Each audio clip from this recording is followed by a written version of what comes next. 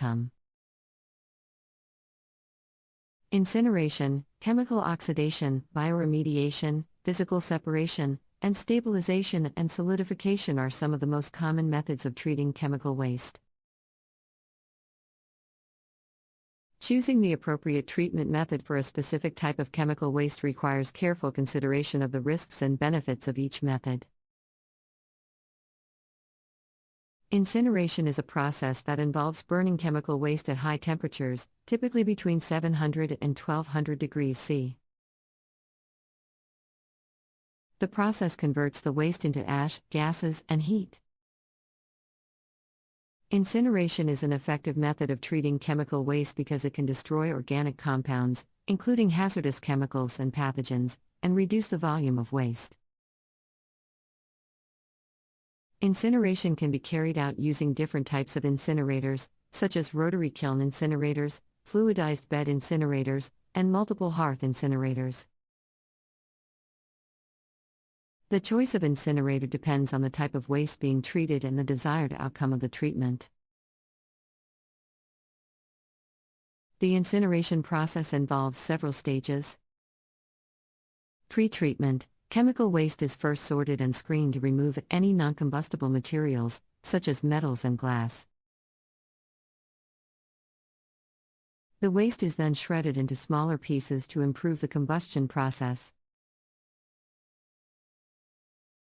Combustion: the waste is burned at high temperatures in the incinerator.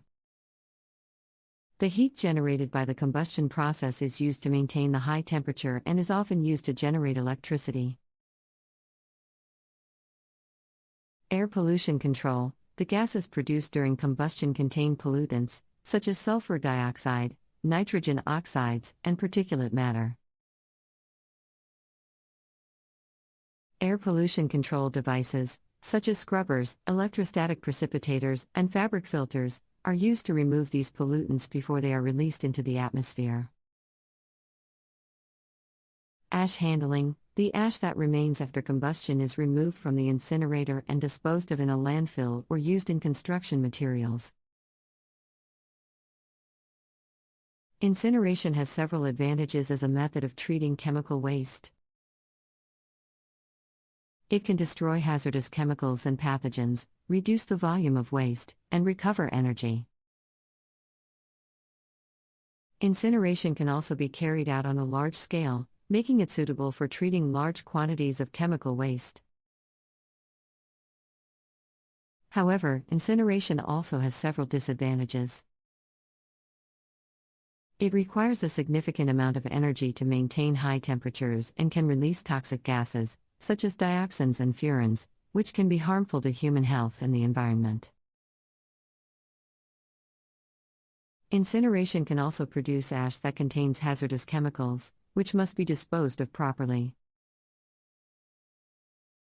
Bioremediation is a process that uses microorganisms, such as bacteria or fungi, to break down or transform hazardous chemicals into less toxic or non-toxic compounds. The microorganisms use the chemical compounds in the waste as a food source and convert them into byproducts such as carbon dioxide and water. Bioremediation can be effective for treating a wide range of chemical pollutants, including petroleum hydrocarbons, chlorinated solvents, and heavy metals. There are two types of bioremediation: in situ and ex situ. In situ bioremediation involves treating the chemical waste at the site where it is located. This is done by injecting nutrients and oxygen into the contaminated soil or groundwater to stimulate the growth of microorganisms. The microorganisms then break down the hazardous chemicals into less toxic compounds. In situ bioremediation can be effective for treating large areas of contaminated soil or groundwater, and it is often less expensive than ex situ bioremediation.